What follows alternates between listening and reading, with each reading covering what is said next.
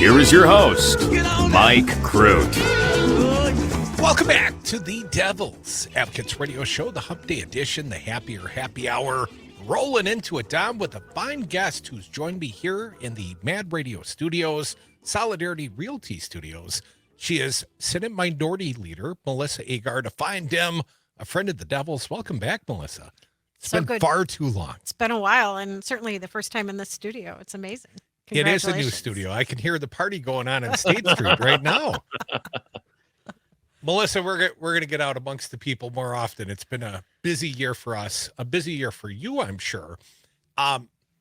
Before we jump into some of the sidelights, let's talk about the legislative agenda happening right now at the Capitol. The Republicans, are they solving any problems today, Melissa? My understanding is they've got some childcare propositions that are different than the governor and the Democratic propositions.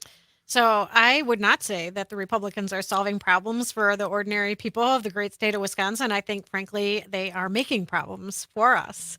As you pointed out, the governor has called for a special session here in the state of Wisconsin to address our workforce crisis, a big part of it being access to childcare. And the Republicans are doing nothing about it. They want to lower the age of childcare teachers, increase the number of kids in a classroom.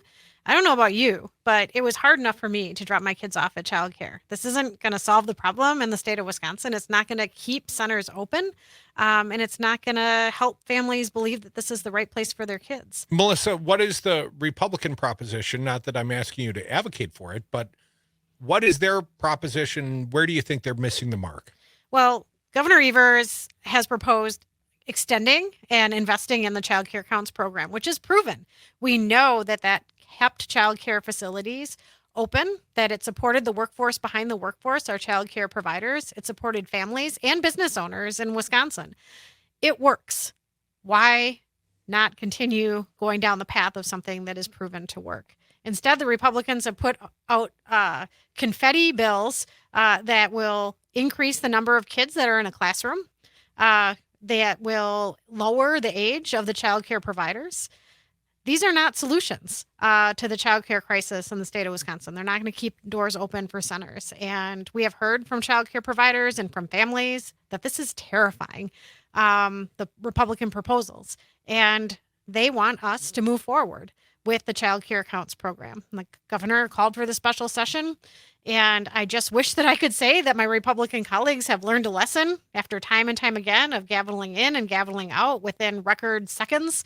I'm not sure that this is going to be taken any differently, but clearly Governor Evers and Democrats are working for Wisconsin and wanting to ensure that our families and businesses have what it needs to be successful and that we're taking care of our kiddos, right? Like, we all care about one another's kids here in Wisconsin. Well, I hate to worry about the feelings of our governor, but this is intended disrespect when they fail to take up his special sessions and perhaps they believe in these same issues. Certainly their constituents believe there has to be some sort of childcare remedy. Whether or not they offer viable solutions, that's a different thing. But the failure to use the governor's special session, this is just meant to disrespect Governor Evers, is it not? Well, we know that, even to the point that it's engraved on the ceiling of the governor's conference room, the will of the people should be the law of the land. People in Wisconsin want us to take care of our kids. They want women to have reproductive freedoms. They want us to legalize weed, for God's sakes. They want water to not have PFAS.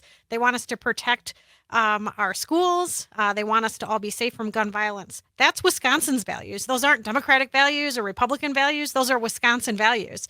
And the majority party here in the state of Wisconsin, at least the folks that hold the majority of the seats in the Capitol, I don't call them the majority party. They're out of touch. Well, Melissa, they do have a gerrymandered legislative control, especially over the Senate side. In fact, they've got a 2/3 supermajority, despite the fact they get less than 50% of the overall votes here in the state of Wisconsin. That gives them the power, air quotes, to consider impeachment. And they are starting to flex their muscle. Our understanding, Republicans in caucus today, taking up consideration of whether or not to impeach a Supreme Court justice who is yet to rule on a single case. But if she doesn't recuse herself, well, they're going to strip her. And of course, conservatives have shown their hypocrisy on this. Bradley didn't vote for the recusal rules, but she bemoans the fact her colleague won't recuse. Well, none of them recused. We remember Prosser. We remember the history here. So where do you think we stand on this impeachment? And do you think it will be taken up? Will we have a Senate trial of Janet Protasiewicz? Well, I'm here to tell you that my Republican colleagues are not coming into my office and letting me know what their plans are. That's probably not a big news flash for y'all. Maybe if you offered them a spotted cow, Melissa. Well, or a trip down to South Beloit.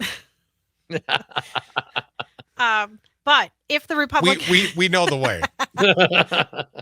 But if the Republicans in the state legislature decide to impeach Justice Protasiewicz before she's even ruled on any sort of case,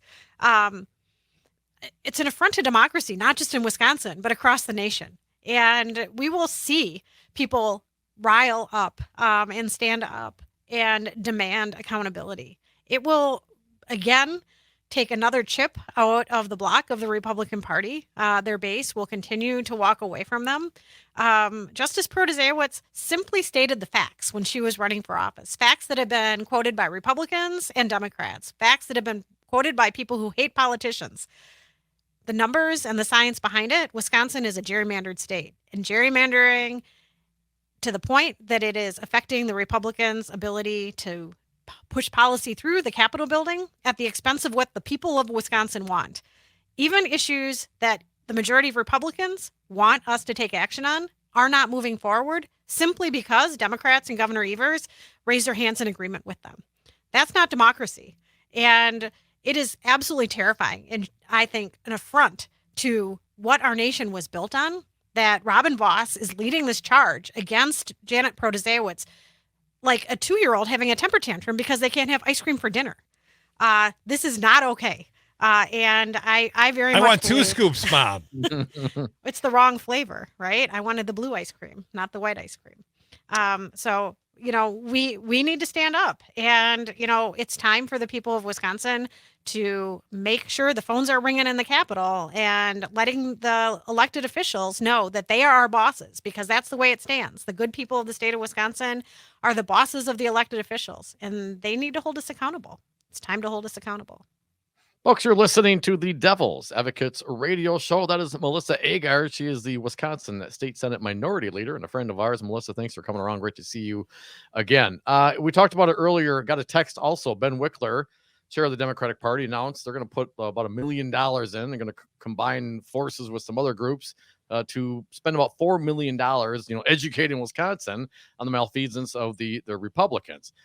Number one, what do you think about that effort by the Democratic Party? And number two, if this goes down as it seemingly might, do we shut it down? What is the proper reaction when there is an affront upon democracy again by Republicans? This time, not January 6th, but here in Wisconsin. What do we do? Literally, what is the practical activities that we need to engage in if that goes down? Yeah, so, we are seeing the fact that the Republicans in Wisconsin, led by Robin Vos, are once again trying to change the rules of the state of Wisconsin because they don't like the rules and they're not serving them anymore.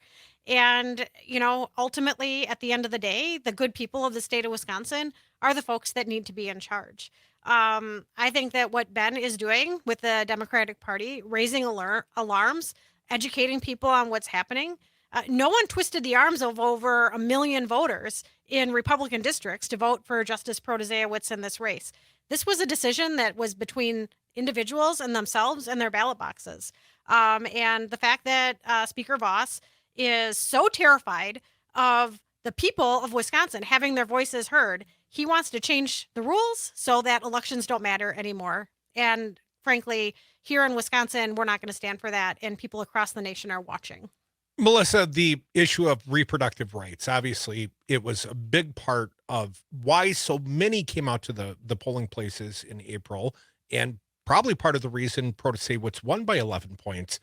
But the dynamic hasn't changed. Abortion is still illegal. We haven't seen any rulings from the courts yet. That might be coming down the pike. I'm sure Robin Vos and the Republicans would like to exclude Protasiewicz from that ruling as well. But let me ask you, there has been talk of some sort of legislative compromise. Republicans seemingly just electorally need to blunt this issue. I mean, while women have no rights, they're angry. They vote in force. They're not going to vote Republican. They see them as the agents of this bad policy. Do you see any compromise on this issue? Any legislative solution? I mean, I've heard perhaps exceptions for rape or incest, but Evers doesn't think that goes nearly far enough, correct? There is no compromise. My body, my choice. And I will stand with women and reproductive bodies in the state of Wisconsin until they have the ability to make their own personal healthcare decisions. These decisions should involve no one other than the individual and their doctor, if they choose to consult their doctor for those, through that process. And the legislature has no business being involved in that. It is a continued chipping away at personal autonomy in the state of Wisconsin. And if people don't think that after reproductive freedoms being attacked, that people aren't going to be attacked for others situations in their lives, they're sorely wrong. We've already seen bills being introduced that will directly impact trans people in the state of Wisconsin.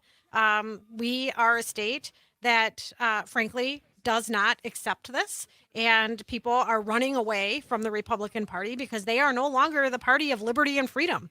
They are the party of infringement, and putting their thumb down on each of us to be able to make the decisions for ourselves is not a place for government. And frankly, when I say these words, I wonder, this sounds like the Republican Party of decades ago. But, Democrats stand for individual liberties and freedoms, and government getting out of the way. Folks, you're listening to the Devil's Advocates Radio Show. Our fine guest, State Senator Melissa Agard. She is the minority leader of Fine Dem. She'll stick around. I hope you do as well. And we're back. Thank you for listening to the Devil's Advocates Radio Show. Wisconsin State Senate Minority Leader Melissa Agard sticking around for another segment. Thank you, Melissa. Appreciate you doing so. I was reflecting on one of the first times we met. I think you must have been recently elected. We just started doing a radio show, and you were the first one, Melissa, of the people we asked to ever answer the question properly. Do you support the legalization, regulation, and taxation of legal cannabis in the state of Wisconsin? You said yes, Melissa. That was like 12 years ago. And now we fast forward to now, we look around Michigan, Illinois, Minnesota, hell, even Iowa, you can get some medicinal weed. Melissa, where do we stand now? And what do you think the hang up is? Well, we know in Wisconsin that the most dangerous thing about weed is that it is illegal. And we are certainly an island of prohibition. With Minnesota right next door becoming the 23rd state in the nation for responsible adult usage policy. We know now that the majority of the people in our nation now have access to legal weed. People in Wisconsin live within, over 50% of them live within 70 minutes of a legal dispensary. And as soon as Minnesota starts opening up their dispensaries, that time is going to go down because that's a pretty long border. And we have a super successful illicit industry market here in the state of Wisconsin as well. So, what is the hang up? That was your question. It's the Republicans. They're suffering from reefer madness. And here's another example that we've already talked about, a number of them, whether it's childcare access or allowing our Supreme Court justices to do the work that they were elected to do with mandated margins or abortion access. Republicans in Wisconsin are completely out of touch when it comes to cannabis legalization. But who's behind that? Sorry to interrupt, Senator. Mm-hmm. Is it the Tavern League, the pharmaceutical industry? Do we see some lobbying interest? I mean, this cannot possibly be of their own volition. Half these guys probably smoke weed. Well, many of them, I imagine, do use cannabis in one way or another. But in the same way that in Wisconsin, people want us to expand badger care, and we're not doing that. In the same way that people want us to protect our land, air, and water, and we're not doing that. I'm not confident that it is a specific boogeyman, other than it's the Republican Party of Wisconsin and their out of touch legislators in the Capitol building who don't want to give a win to Governor Evers and Democrats. And folks, people in Wisconsin are waking up to this. They're sick of it. And we have a super exciting election in 2024 where we have an opportunity to change direction. And we know that over 50% of even self-identified Republicans in Wisconsin support legal weed. So we're going to get it done. It's not a matter of if, it's a matter of when and what the details are. And we have Republicans in the Capitol building talking about cannabis policy. But folks, this is the Devil's Advocate radio show. The devil is in the details with all policymaking. Y'all know that. So don't get too excited about what you see without looking at the details. Could the federal government lead on this issue if they reschedule cannabis? Would that have any impact, do you think, on the Republican caucus and their perception? Because right now it's classified like it's a narcotic, like it's no upside, no possible use, medicinally or otherwise. And that, of course, we know is not true. Yeah, so the federal government, under President Biden's direction, is looking at rescheduling cannabis from Schedule 1 to Schedule 3. And we saw some pretty exciting news last week that looks like we are moving in the right direction for that.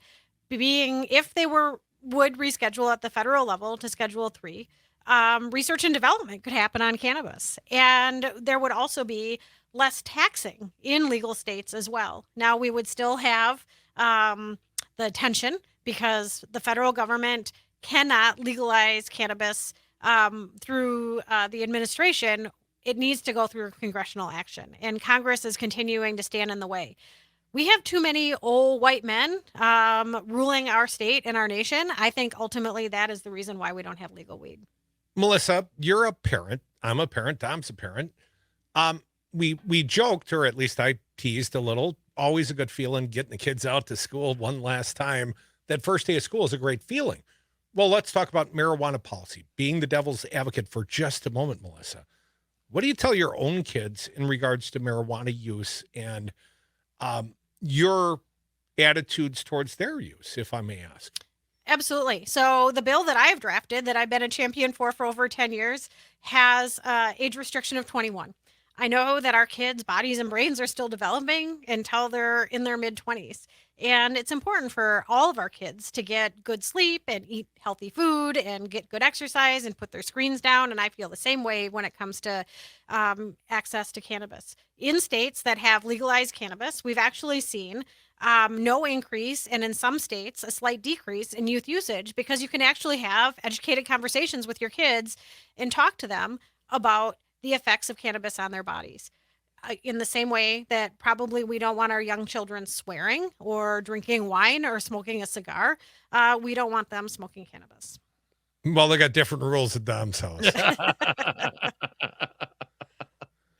Melissa Agard, Wisconsin Senate Minority Leader. Obviously, you said we have an election coming up next year. Where do you think we have an opportunity? Pare down on that. What are you talking about? What opportunities do you think we can take advantage of? Yeah, well, a big part of it is the fact that the road to the White House is going to be right through the state of Wisconsin. It has been for many presidential election cycles. And people need to be paying attention to whether or not they want someone who's actually standing up for the working class, our unions and our families and our kids' future, or if they want to be voting for a party that's throwing temper tantrums and looking for self-preservation and destruction. We know that the reelection of Tammy Baldwin is important, and the potential of creating more balance in the state legislature if we can get those new maps, if the Republicans stop trying to rig the system and throw temper tantrums because they're not getting their way. Quite frankly, I believe that we have a very good chance to have 33 senators and 99 assembly members up for re-election next fall, which would create a more fair and less rigged system for all of us. I like that idea. Melissa Agard, the minority leader currently here at the state Senate. That could change with new maps. Melissa, thank you so much for coming around.